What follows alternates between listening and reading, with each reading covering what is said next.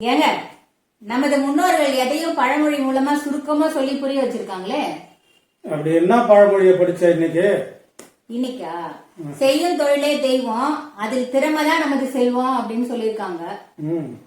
செய்யற தொழில நம்ம கடவுளா பார்க்கணும்னா அதில் திறமைய வளர்த்துக்கணும்னா அது நம்மள மேல கொண்டு போகணும். 4 வார்த்தையில நச்சுன்னு சொல்லியிருக்காங்களே. கடமையை செய் பலனை எதிர்பார்க்காதேன்னு ஒரு பழமொழி கேள்விப்பட்டிருக்கியா? ஆமா.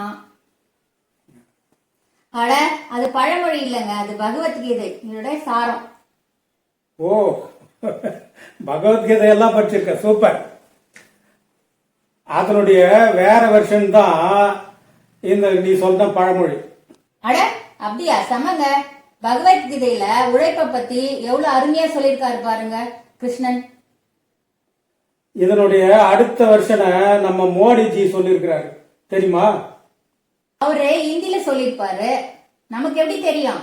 நீங்க தான் இந்தியே படிக்கூடாதுன்னு சொல்லி வச்சிருக்கீங்களே. இந்தி விஷயத்த இன்னொரு வீடியோல வச்சுக்கலாம். விஸ்வகர்மா யோஜனா அப்படின்னு ஒரு திட்டம், அது பத்தி தெரியுமா? தெரியாதுங்க.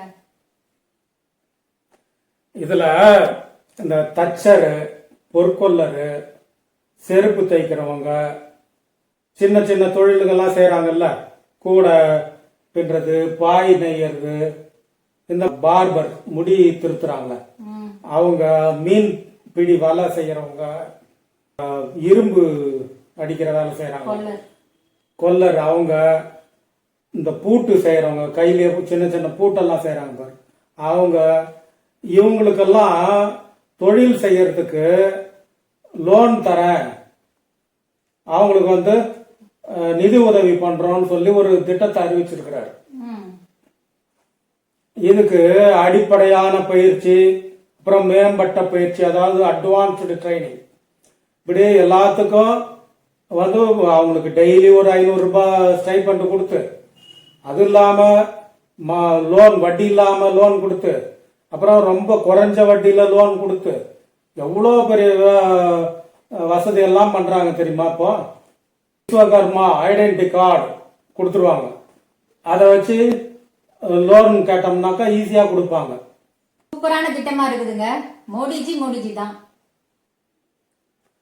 தமிழ்நாட்டில் இந்த திட்டத்தை செயல்படுத்த மாட்டோம்னு தமிழ்நாடு அரசு ஒன்றிய அரசுக்கு சொல்லிட்டாங்க.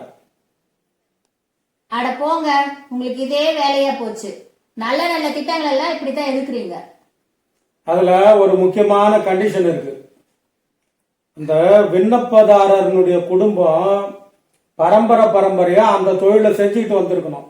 அவங்களுக்கு தான் இந்த பயிற்சி, வட்டி இல்லாத கடன், அப்புறம் குறைஞ்ச வட்டி கடன், இதெல்லாம் அவங்களுக்கு தான் தருவாங்க. அட ஏங்க, இது குலக்கல்வி திட்டம் மாதிரி இருக்கேங்க. குலக்கல்வி மாதிரி எல்லாம் இல்ல, குலக்கல்வியே தான். கரெக்டா புரிஞ்சுக்கிட்டார். ராஜாஜி காலத்துல இருந்து அவங்க திருந்தவே இல்லை.